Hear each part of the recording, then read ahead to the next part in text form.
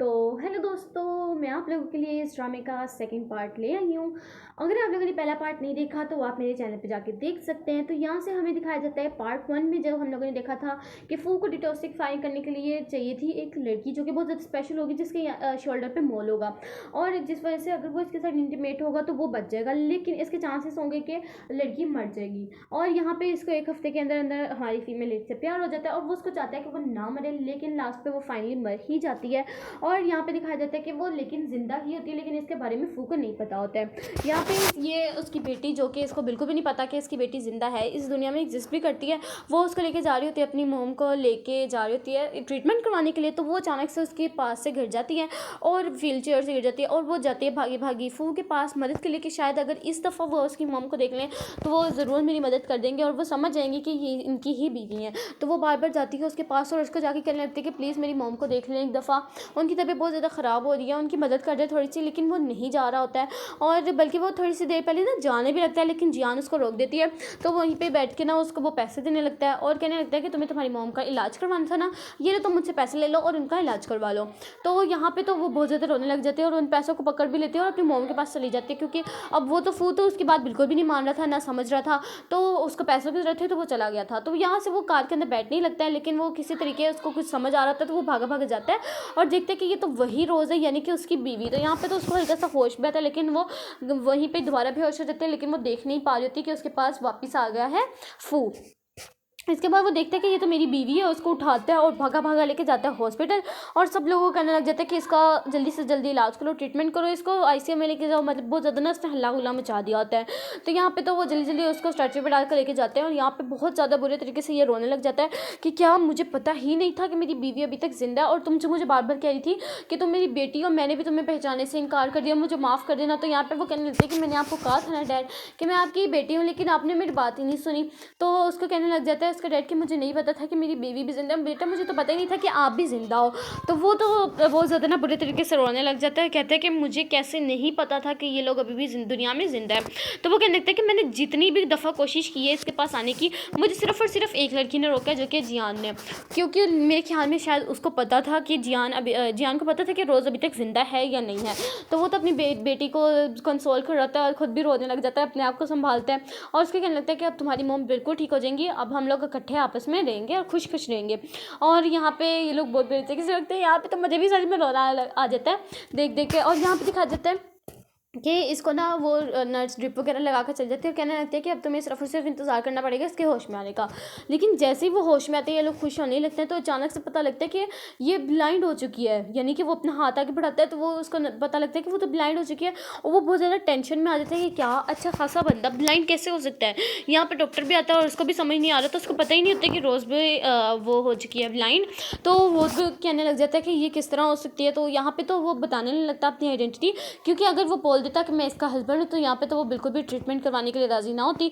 तो वो साइड पे ले जाता है अपने कैबिन में डॉक्टर को और यहाँ पे वो उसको कहने लगता है कि ये इसके सिर्फ और सिर्फ 2 सिम्टम्स हो सकते हैं कि जिस वजह से ये ब्लाइंड हो गई है, कि पास में इसके साथ कुछ ऐसा बुरा हुआ है जो ना इसके साथ नहीं होना चाहिए था, यानी कि या तो इसने कोई दवाई खा ली है या तो इसके जो सर पे ना बहुत बुरी तरीके से किसी ने वार किया है। तो मुझे बता दो, अगर आप मुझे बता सकेंगे ना तो मैं ज़रूर इसका इलाज कर सकूँगा। ये अब इसको तो पता होता है कि 7 साल पहले इसने क्या किया था, इसने खुद ही दवाई खिलाई थी ना गाइज यार।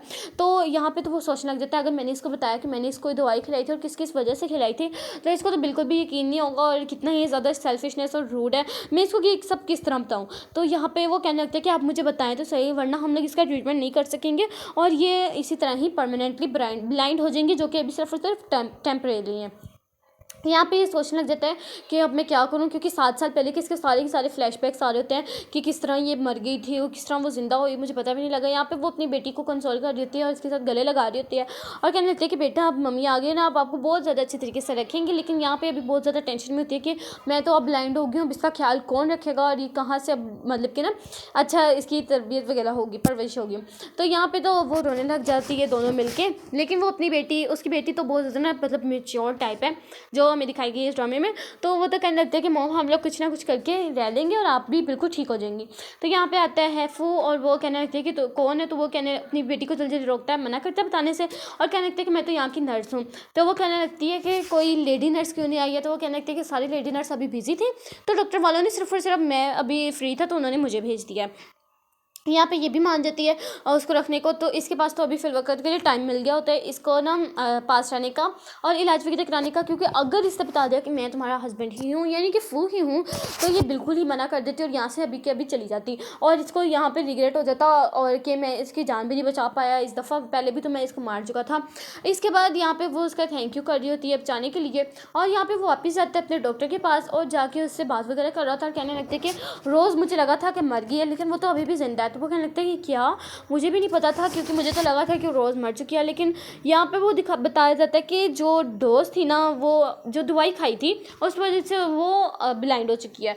तो वो कहने लगता है कि नहीं, वो उस डोज की वजह से तो उसको कुछ भी नहीं हो सकता था, क्योंकि मैंने जियान को पहले ही बता दिया था कि अगर वो डोज 2 दिन से ज़्यादा उसने खाई तो उसको कुछ ना कुछ हो सकता है, वो उसकी नसें खुद ब खुद फट जाएंगी और वो पहले ही मर जाएगी इंटीमेट होने से पहले ही। तो अगर उसने डोज ज़्यादा खा ली है तो इस वजह से उसको कुछ ना कुछ हुआ, अगर नहीं तो वो दवाई बिल्कुल ही ठीक थी, उसकी वजह से उसको कुछ भी नहीं होना था, बल्कि तुम दोनों ने ही बच जाना था जैसा तुमने मुझे बोला था 7 साल पहले का। तो यहाँ पे तो वो बहुत ज़्यादा टेंशन में आ जाता है कि क्या, मुझे तो जियान ने इसके बारे में कुछ भी नहीं बताया था। और यहाँ पे वो उसको दवाई दे देता है और ना कहने लगता है कि तुम्हें भी अब उसके साथ वही करना पड़ेगा, ये जैसे कि 7 साल पहले उसने तुम्हारे साथ ये किया था, मतलब कि दवाई खा के तो तुम्हें उसके साथ इंटीमेट होना पड़ेगा वरना तो वो मर जाएगी। यानी कि 7 साल पहले जो फू का हाल था वो है रोज़ का। तो वो सोचने लगता है कि अब मुझे अपनी ही मतलब जान को बाजी देनी पड़ेगी, यानी कि मैं अपनी जान कुर्बान करने के लिए बिल्कुल राज़ी हूँ। तो यहाँ पर वो आता है उसके लिए चीज़ें वगैरह लेके। तो यहाँ पर पता लगता है कि रोज़ तो वहाँ से जाने की तैयारी कर रही है, वो लोग पैकिंग वगैरह कर रहे हैं। तो वो कहने लगता है कि आप कहाँ जा रही हैं। तो वो कहने लगते हैं कि मेरी तो तबीयत बिल्कुल ठीक हो गई है, मैं बिल्कुल ठीक हो गई हूँ, तो मैंने अभी पैसे वगैरह क्यों खर्चने हैं, तो मतलब ज़ाया करने हैं हॉस्पिटल में रह के, तो मैं तो यहाँ से जा रही थी डिस्चार्ज होके। तो यहाँ पे तो फू बहुत ज़्यादा टेंशन में आ जाते हैं कि क्या अगर ये लोग यहाँ से चले गए तो मैं 1 हफ्ते के अंदर अंदर इसको कैसे फॉल इन लव करके इसके साथ इंटीमेट हो पाऊँगा। तो यहाँ पर वो इसकी बेटी सारी दवाइयाँ वगैरह यहाँ पर ले रही होती है। तो यहाँ पर इसकी मुलाकात हो जाती है फू से और वो उसको चुप करवाता है और कहने लगता है कि देखो बेटा, मुझे तो आपके बारे में पता भी नहीं था कि आप इस दुनिया में आ गए हो, मुझे पता नहीं था कि रोज़ अभी भी जिंदा है यानी कि मेरी बीवी। तो लेकिन अब मुझे पता चल गया, मुझे बहुत ज़्यादा रिग्रेट फील हो रहा है। तो मैं ना आपको इसी तरीके की कोशिश करना चाह रहा हूँ कि मैं आप लोगों के साथ ही रहूँ, आपने मॉम को नहीं बताना। मतलब कि वो इस तरह बोले ना, बहलावे में ला रहा था उसको, और ना मैं किसी तरीके आप लोग के साथ रहूँगा ताकि हम लोग हैप्पी फैमिली रह सकें और मैं उनका पूरा ट्रीटमेंट करवा लूँ। तो वो भी कहने लगती है कि चलो इसी बहाने मेरा कम से कम मॉम का ट्रीटमेंट तो हो जाएगा, हम पूरी फैमिली इकट्ठे रहेंगे और जो मुझे बच्चे बहुत ज़्यादा बुली करते थे बचपन में वो उनको भी पता लग जाएगा कि मेरे भी डैड हैं।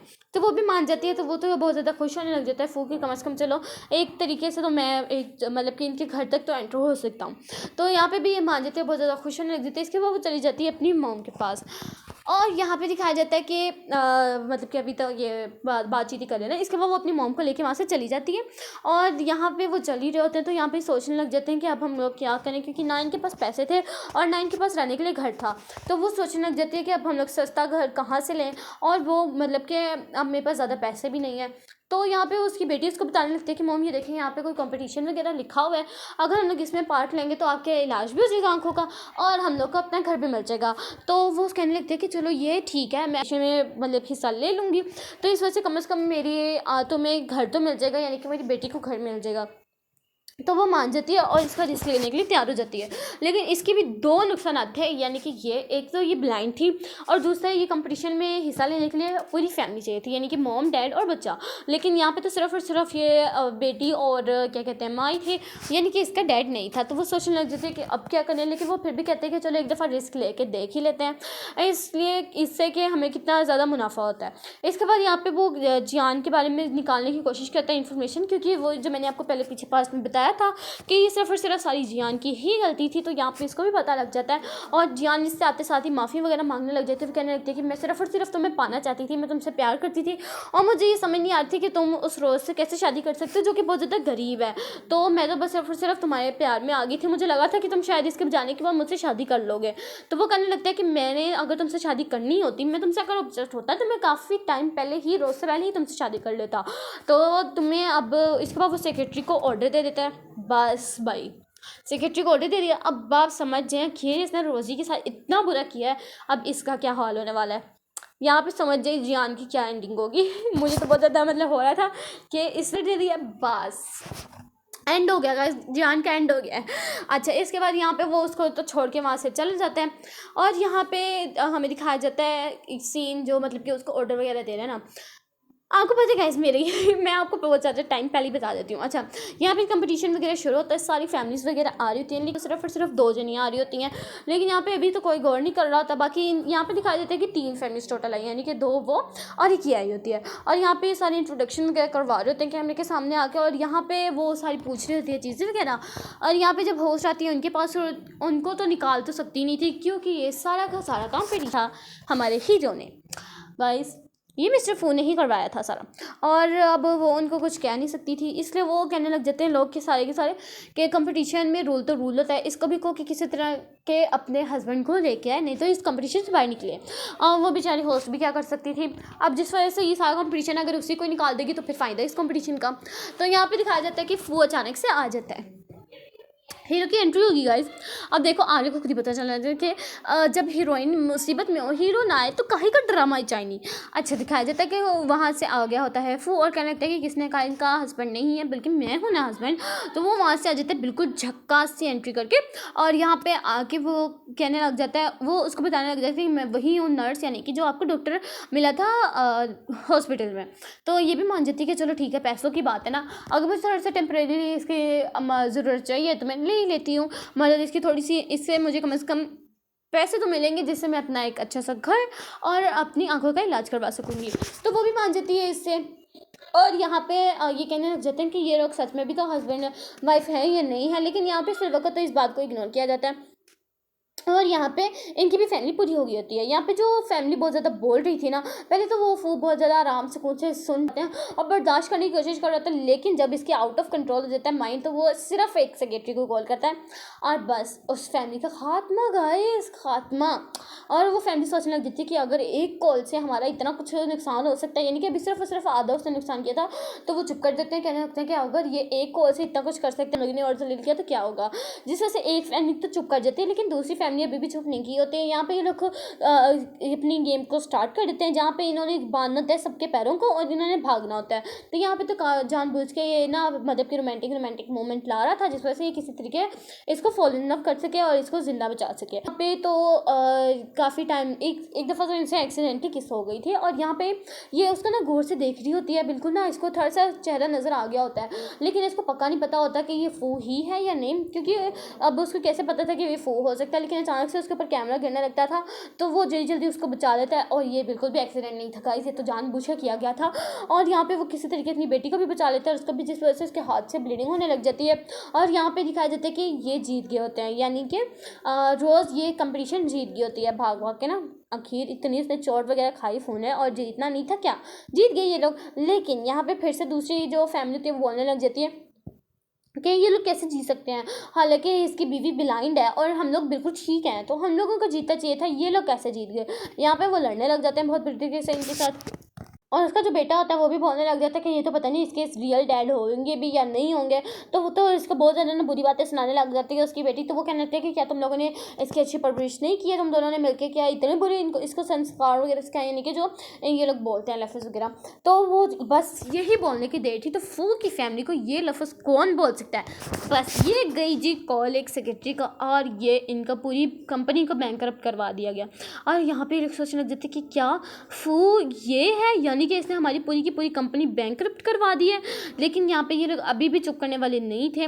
यहाँ पे ये लोग कहने लग जाते कि तुम लोग हस्बैंड वाइफ हो या गर्लफ्रेंड बॉयफ्रेंड हो, या तो मुझे लगता है तुम लोग वो भी नहीं हो, तुम लोग सिर्फ और सिर्फ पैसे लेने के लिए ये सब झूठ वगैरह किया, ये सब नाटक वगैरह किया। अगर तुम लोग यही कर सकते हो तो तुम लोगों को प्रपोजल भी करना पड़ेगा यहाँ पे। तो वो भी ठीक है, कहने लग जाते हैं कि चलो ठीक है, अगर तुम लोगों ने ये करवाना है तो हम भी कर सकते हैं। यहाँ पे तो ये वैसे रोज़ जीत गई होती है फेस्टिवल पूरा का पूरा, लेकिन यहाँ पे इनको भी मतलब कि सुकून नहीं मिल रहा होता ना, तो कि वो इतने ज़्यादा पैसे कैसे जीत सकते हैं। तो ये भी यहाँ पे मान जाते हैं। यहाँ पे तो रोज़ उसको कहने लग जाते हैं कि अगर तुमने ये सब कुछ नहीं करना तो तुम नहीं कर सकते, मतलब कि नहीं करना तो ना करो। समझ रहे हो ना गाइस आप लोग मेरी बात, नहीं करना तो ना करो, लेकिन वो कहने लगता है कि नहीं अब चलो इतनी सी तो बात है, वैसे भी अगर हम लोगों को पैसे चाहिए तो हमें ये सब तो कुछ तो करना ही पड़ेगा। और यहाँ पे ये भी मान जाते हैं कि चलो ठीक है कर लेते हैं। और यहाँ पे फिर हमें दिखाया जाता है कि सीन पूरा का पूरा इन्होंने सजा दिया होता है कंपटीशन के बाद का, यानी कि प्रपोजल का। और यहाँ पे सारे लोग मिलके आ रहे होते हैं क्योंकि उन्होंने भी तो ये प्रपोजल देखना था ना, जिन फैमिली ने जानबूझ के ये सब कुछ करवाया है। और यहाँ पे इनकी पूरी फैमिली को बुलाया जाता है, ये तो हार गई होती है ना, दूसरी एलिमिनेट हो गई होती है। और दूसरी फैमिली को दिखाया जाता है जो कि इनकी फैमिली होती है, जो कि जीत गई होती है, इन्होंने प्रपोजल करना होता है तो इनको सामने लिया जाता है। और यहाँ पे ये इसकी बेटी कहने लग जाती है कि चलो फाइनली अब मुझे वो देखने को दिखेगा जो कि बाकी बच्चों को नहीं दिखता। और यहाँ पे ये भी उसको खड़ा कर देता है और यहाँ पे एक चुटकी बजाता है और यहाँ पे सारी लाइट्स बंद हो जाती हैं। तो यानी गाइस यहाँ पे ये वो प्रपोजल करने लगा था जो कि इसने साथ साथ पहले करने का सोचा था, लेकिन वो नहीं कर पाया था क्योंकि वो मर चुकी थी। और यहाँ पे वो सारा प्रपोजल वगैरह करता है, सारे लोग खड़े होते हैं, वो कहने लगते हैं कि मैं तुम्हें बहुत ज़्यादा पसंद करता हूँ, मैं तुमसे शादी करना चाहता हूँ और मैं तुम्हारी बेटी जो है उसका भी ख्याल अच्छे से रखूँगा और तुम्हारा भी ख्याल बहुत अच्छे तरीके से रखूँगा। और यहाँ पे तो इमोशनल होकर सच सच कह रहा होता है, लेकिन कहाँ रोज़ी तो सोच रहे थे कि चलो ये तो सिर्फ और सिर्फ कंपटीशन के लिए कर रहा है, पैसों के लिए कर रहा है। तो कहने लगते हैं कि चलो अगर यही बात है तो मैं भी इसको ओके कर देती हूँ। तो ये भी ओके कर देती है और यहाँ पे बहुत ज़्यादा खुश हो जाता है और यहाँ पे ये उसको रिंग पहना देता है, यानी उसने ओके कर दिया ना तो उसने रिंग पहना दी। और यहाँ पे ऐसे फूल वगैरह गिर रहे होते हैं और हाँ क्या सीन हो रहा होता है यहाँ पे। और यहाँ पे वो इतना ज़्यादा इमोशनल हो जाता है यहाँ पे फू के वो उसका ना इमोशनल के चक्कर में उसको रिंग पहनाते साथ ही वो उसके गले लग जाता है। और यहाँ पे वो भी सोचने लग जाती है कि क्या ये क्या कर रहा है, लेकिन फिर भी वो उसको कुछ भी नहीं कह रही होती उस टाइम। और इसके बाद ये लोग जब निकल गए होते हैं, मतलब कि उस कंपटीशन से जीत गए होते हैं, बाहर आ रहे होते हैं, तो वो कहने लगते हैं कि तुमने अब हमारी इतनी ज़्यादा मदद की है तो तुम्हें अगर कुछ पैसे वगैरह चाहिए हो तो तुम हमसे ले सकते हो, यानी कि जो तुम्हें शेयर वगैरह बीच में से चाहिए। तो वो कहने लगता है कि नहीं नहीं मुझे कोई शेयर नहीं चाहिए, तुम अपने पास ही रखो और तुम अब कहाँ जाओगी। तो वो सोचने लग जाते हैं कि मैंने तो अब घर ढूंढना है। और यहाँ पे वो डॉक्टर की कॉल आती है, वो कहने लगता है कि कल ही वो रात है, यानी कि ब्लड मून की आज रात है ब्लड मून की, यानी कि एक हफ्ता पूरा हो चुका है। तो यहाँ पे वो सोचने लग जाते हैं कि अब हम लोग कैसे वो घर वगैरह ढूंढें बहुत ज़्यादा सस्ता हो और हमारे रहने के लायक हो। तो यहाँ पे वो भी अब ब्लाइंड थी तो वो अपनी बेटी का ख्याल कैसे रख पाती। तो यहाँ पे वो ऑफर करता है उसको कि तुम मेरे साथ भी अपार्टमेंट शेयर कर सकती हो, तो यहाँ पे तुम रह के तुम अपनी सेविंग भी कर लेना थोड़ी सी। और वो भी कहने लगते हैं कि चलो ठीक है आधे पैसे मैं इसमें लगा देती हूँ, यानी कि इसके साथ अपार्टमेंट शेयर में, और बाकी पैसे जो होंगे वो मैं अपनी बेटी के लिए रख लेती हूँ। यहाँ पे ये मान जाती है और वो किसी तरीके इसी बहाने उसको अपने घर ले आ जाता है, यानी कि वो अपना पहला स्टेप पूरा कर लेता है, यानी कि उसको लाने का पहला स्टेप है गाइस। और यहाँ पे वो सोचने लग देते हैं कि चलो ठीक है अब मैं तो सिर्फ और सिर्फ थोड़े दिन ही मैं तुम्हारे साथ रहूँगी। इसके बाद ये लोग दिखा देते हैं कि रात को डिनर कर रहे होते हैं सारे हैप्पी फैमिली मिलकर, और यहाँ पे सारे के सारे बहुत ज़्यादा खुश हो रहे होते हैं। और यहाँ पे वो सोचने लग जाते हैं कि इतनी ज़्यादा खुशी फैमिली जो मतलब उसकी ड्रीम थी मिस्टर फू की वो फाइनली हो गई है। लेकिन ये इसको इस बात का अफसोस था, लेकिन ये सिर्फ और सिर्फ एक रात के लिए है। वो फाइनली कुछ सोचता है और फिर उसके बाद अपनी वाइन में वही दवाई मिला लेता है और वो उसके साथ चेयर्स वगैरह करता है। यहाँ पे लोग बहुत ज़्यादा वाइन पीते हैं, बहुत ज़्यादा पीते हैं, और यहाँ पे ये लोग बहुत ज़्यादा ड्रंक भी हो गए होते हैं और रोज़ भी यहाँ पे बहुत ज़्यादा ड्रंक हो गई होती है। और यहाँ पे उसको क्योंकि पता होता है जब तक ये इसको ड्रंक नहीं करेगा तब तक वो उसके साथ नाइट स्पेंड करने के लिए नहीं मानेगी। और यहाँ पे दिखाया जाता है कि ये लोग बहुत ज़्यादा अच्छे तरीके से डिनर करते हैं। इसके बाद वो चली गई होती है, यानी कि इनकी बेटी चली गई होती है सोने के लिए। तो यहाँ पे सिर्फ और सिर्फ दोनों बैठे होते हैं, काफ़ी देर बातचीत वगैरह करते हैं। और इसके बाद जब वो मतलब बहुत ज़्यादा ड्रंक हो गई होती है ना, तो उसके बाद उसको उठाता है और उसको कमरे में ले आता है अपने साथ और उसको बिठा देता है। और काफ़ी टाइम तक ना ये लोग एक दूसरे को देखने लग जाते हैं या और यहाँ पे इसका ना बहुत ज़्यादा वो पसीना वगैरह आने लग गया होता है क्योंकि उसने दवाई खाई होती है। और यहाँ पे वो ना एक दूसरे को किस करने लग जाते हैं, यानी कि वो जो रोज़ होती है वो उसके साथ उसके इतने हफ्ते से वो इतनी मदद कर रहा है तो उसकी भी फीलिंग्स डेवलप होने लग जाते हैं। तो ये दोनों आपस में किस करने लग जाते हैं। इसके बाद यहाँ पे ये लोग इंटीमेट हो जाते हैं, यानी कि जो ब्लड मून की रात को इन्होंने होना था वो हो गया। और यहाँ पे दिखाया जाता है इंटीमेशन के बाद वो बिल्कुल ठीक हो गई होती है, यानी कि उसकी आंखें बिल्कुल ठीक हो गई होती हैं और ये भी बिल्कुल उसको रोक नहीं रही होती। ये सारे के सारे फ्लैशबैक्स वगैरह याद कर रहा होता है मिस्टर फू कि किस तरह हम में थे, हमें किस तरह मतलब इतना टाइम गुजारा। इसके बाद जब वो सुबह उठते तो उसको सब कुछ नज़र आने लग जाता है। वो कहने लगती है कि अभी कोई ट्रीटमेंट वगैरह भी नहीं करवाया तो मेरी आंखें बिल्कुल ठीक कैसे हो गई हैं। मुझे जाते साथ ही उसका ना शुक्रिया अदा करना पड़ेगा, यानी कि उस नर्स का, तो जिस वजह से मैं बिल्कुल ठीक हो गई हूँ।